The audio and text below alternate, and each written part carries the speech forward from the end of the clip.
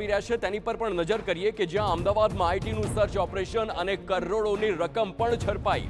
Vinod industries અને સંકળાયેલી કંપનીઓમાં જ્યારે સર્ચ ઓપરેશન કરવામાં આવ્યું તે હજુ પણ યથાવત છે। વિનોદ મિત્તલના ઘરે પણ સર્ચ યથાવત છે। સચિન પાટીલ આપણી સાથે જોડાયેલા છે। સચિન, વધુ વિગતો। હાર્દિક, જે આખો મામલો છે, મામલામાં આજે પણ જે સર્ચની કાર્યવાહી છે, જે દરોડાની કાર્યવાહી છે, યથાવત રહી છે આઈટી વિભાગની। અને જે પ્રકારે વિનોદ ઇન્ડસ્ટ્રીઝ એટલે કે વિનોદ મિત્તલના નિવાસ સ્થાને તેમજ તેમના ઓફિસ અને ઇન્ડસ્ટ્રીઝ એમની સાથે સંકળાયેલા જે તમામ લોકો છે એમના ત્યાં ઈડી દ્વારા જે કાર્યવાહી કરવામાં આવી રહી છે, તપાસ છે કરવામાં આવી રહી છે।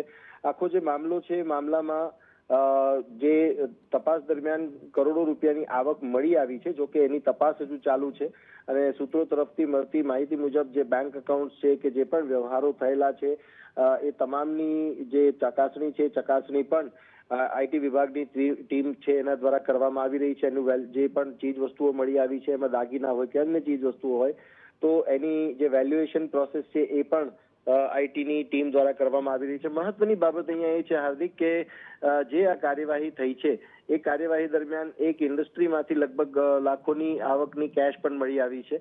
એ ઉપરાંત જે સર્ચની કાર્યવાહી છે એનો દાયરો પણ વધ્યો છે। લગભગ 250 જેટલા આઈટીના અધિકારીઓ જે છે આ કામગીરીમાં લાગ્યા છે। અલગ અલગ જિલ્લાઓમાંથી આ ટીમો આવેલી છે અને એ કાર્યવાહી હાથ ધરી રહી છે। મહત્વની વાત એ છે કે જે દાયરો વધ્યો છે, મેં કહ્યું એ મુજબ, તો 50થી પણ વધુ સ્થળો પર જે કાર્યવાહી છે સર્ચની ચાલી રહી છે અને હજુ પણ આ મામલે આવતીકાલે પણ કાર્યવાહી યથાવત રહે એવી શક્યતાઓ છે। સ્વાભાવિક આ જે આખો મામલો છે, મામલામાં આઈટીની ટીમની તપાસમાં બીજા અન્ય ખુલાસાઓ સામે આવી શકે છે, કારણ કે આજના દિવસમાં ગઈકાલ સાંજથી જ ગુલમોહર ગ્રીન્સ ગોલ્ફ એન્ડ કન્ટ્રી ક્લબના ત્યાં પણ આઈટીની ટીમો જે છે એમના દ્વારા સર્ચની કાર્યવાહી હાથ ધરવામાં આવી છે।